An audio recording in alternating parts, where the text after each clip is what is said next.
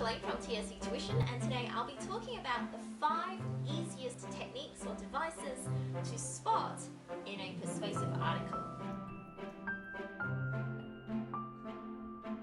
Finding persuasive devices or techniques in a persuasive article can be quite a challenge because 1, there are so many of them out there, and 2, not all of them are going to be present in the article that you're looking at. So that makes the job quite challenging for a lot of students. My advice to students is to always look for the 5 easiest ones first if they're really stuck, and then once they found them, or if they can't find them, then expanding to other ones. So the first easiest device or technique to spot is statistics. Statistics are really easy because they will only come in a couple of forms. They'll only ever be written as 1 out of 5, 3 in 4, 95%, 10%, a fifth of all patients. Anything where it talks about a number as a percentage or a fraction, that's a statistic, and it's really easy to spot. The second easiest persuasive device or technique to spot is the use of figures. Unlike statistics, figures are really just any uses of a number.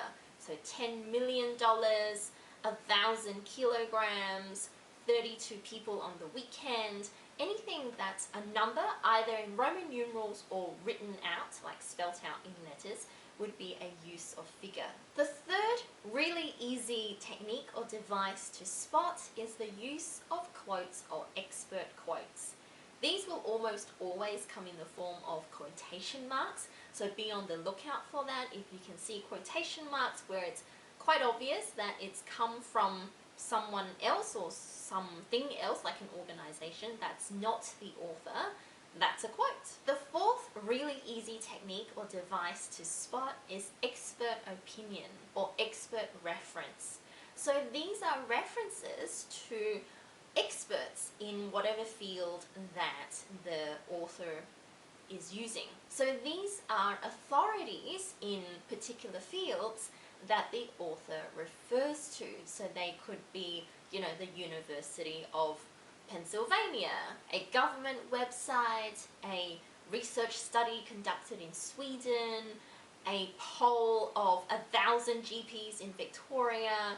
So any of these references to outside sources of information that seem to come from pretty authoritative sources, whether academic or political, would be a reference to expert opinion.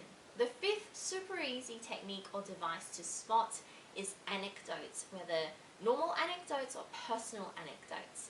Both are just stories. So something like factory worker Mary lost her job last week. What was the government doing about it? That would be an anecdote because it's not a story that happened to the author personally. Or it could be a personal anecdote like, last weekend I lost my job, where was the government when I needed their help? So because that story happened to the author personally, that would be called a personal anecdote.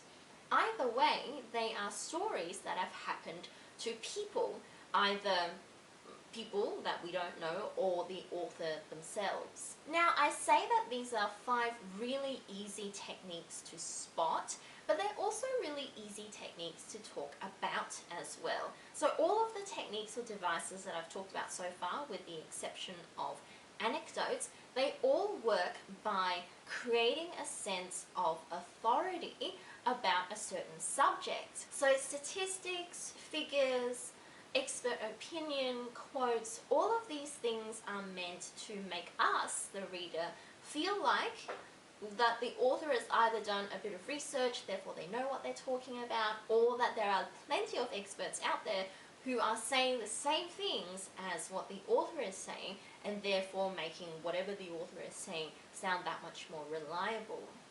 With the case of anecdotes or personal anecdotes, it is to make whatever issue that we're talking about more relatable to the reader. If we're talking about an issue that's quite abstract, like oil prices, for example, not a lot of people can relate to that. And for a lot of readers, that can be quite alienating. And when you're reading an article about an issue that's not going to affect you personally, it's really hard to care about it and therefore be persuaded of anything about it. So anecdotes usually work by making the issue more relatable. Oh, poor Mary has lost her job. This poor woman, that's so terrible. Yes, I now care about this issue. Or the author has participated in some, I don't know, crazy demonstration, and here is their story, and now that I'm reading about it, I now know someone in this issue, personally affected by this issue, and therefore I am now a little bit more invested in the issue and hopefully more persuaded by whatever it is that the author is saying. So I hope that was helpful. As always, like and subscribe to all of our social media so you get our latest tips and tricks to achieving your best in your English subject. And if you'd like to get some one-to-one tutoring in the eastern suburbs of Melbourne, please contact us and we can send someone to you. Thanks for watching.